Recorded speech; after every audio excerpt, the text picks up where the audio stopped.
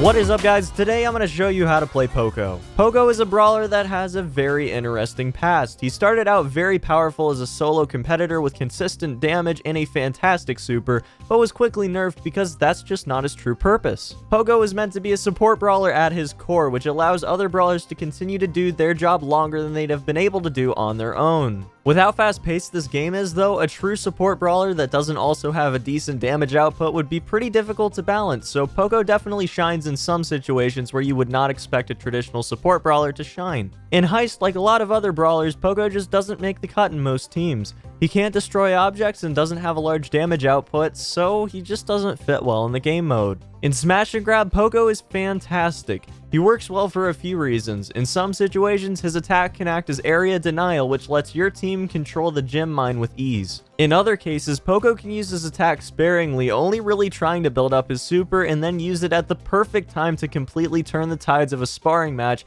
to make it go in your favor. When his attack is maxed out, Poco also does a lot of damage at once, bursting for a total of 600. He can really pack a punch in addition to the damage the rest of your team will put out. Showdown is a pretty decent game mode for Poco. When he's maxed on damage, he can hold his own with a lot of other brawlers, including being able to burst for 600 damage on brawlers with only 600 HP that have no power-ups by just sitting and waiting for them in a bush. That said, he has no movement options and his heal isn't going to do much for you if you jump on a Primo, Bull, or a Shelly in a bush. To be successful in Showdown with Poco, you have to have a cautious playstyle and hit every single bush you walk towards with an attack to check for threats that might be waiting to pounce. Bounty is a bit of a toss-up for Poco. He can certainly work well if your team adopts a more offensive playstyle, which will allow you to get some hits on long-range brawlers and long-range maps, but it will be much more difficult to use him in Bounty than it would be to just use another long-range brawler. The best strategy with Poco is to play defensively most of the time. He works best when you can lure the enemy team into thinking they can win a sparring match and then using your super in the perfect time to turn the tides in your favor. That said, Poco can also play very aggressively and confirm kills when they're in range, because all you need to know is if the brawler you're going after has less than 3 times your attack damage and health. His supercharge is fast and can also easily win games. As long as you're adopting the team support role, you shouldn't have any issues playing him,